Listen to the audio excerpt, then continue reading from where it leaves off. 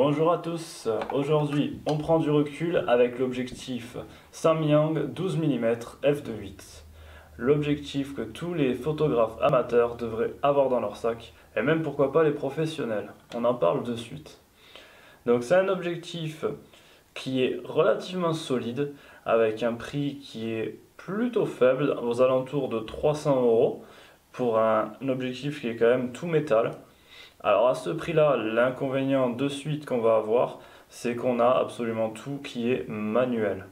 Donc on a la bague de mise au point qui est manuelle et on a la fermeture de diaphragme qui est aussi manuelle. Ça n'est absolument pas gênant. C'est un objectif qui est en hyperfocale.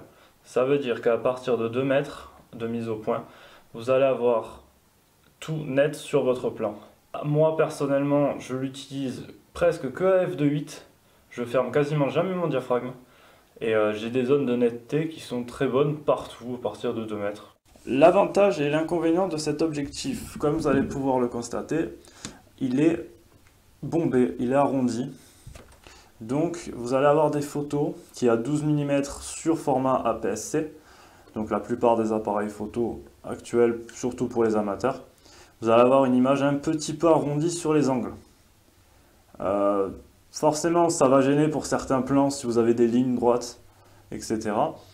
Le truc, c'est que moi j'adore utiliser cet objectif et utiliser cet arrondi-là pour en faire quelque chose. Il faut réussir à trouver l'idée qui va avec l'arrondi de cet objectif. Donc on a un objectif 12 mm fixe. Donc l'avantage d'une focale fixe, c'est que vous allez pouvoir composer votre image. Pas besoin de zoomer, vous allez vous déplacer, réfléchir à vos plans. Et ça c'est idéal, surtout quand on débute en photo, de réfléchir à ce qu'on fait, ses plans, qu'est-ce qu'on met pas sur son image.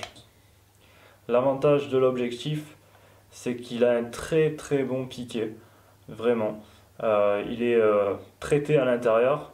Alors je sais pas du tout le traitement, mais il est traité pour avoir un bon piqué. On a une super valorisation des couleurs. Et on a ainsi un très bon effet avec le soleil.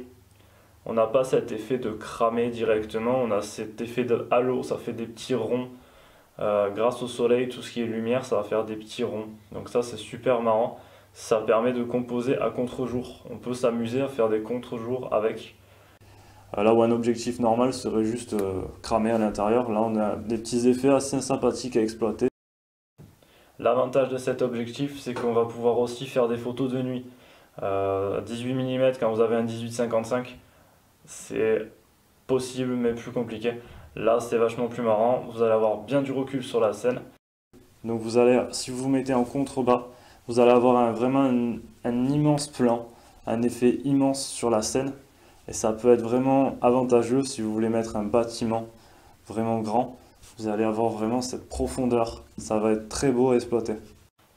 Donc la finition tout métal. Il pèse à peu près dans les 500 grammes. Donc il est quand même solide. Il fait son petit poids, on le sent. Et donc une bague de mise au point très souple. C'est un objectif aussi que vous pourrez vous servir en vidéo, pour avoir justement encore une fois du recul sur votre scène. Donc vous allez avoir un petit effet GoPro monté. Vous allez avoir un plan large, un peu arrondi, donc vraiment comme une petite GoPro. Voilà, si la vidéo t'a plu, n'hésite pas à me lâcher un petit pouce bleu et à t'abonner à ma page pour les prochaines vidéos à venir. Allez, à bientôt!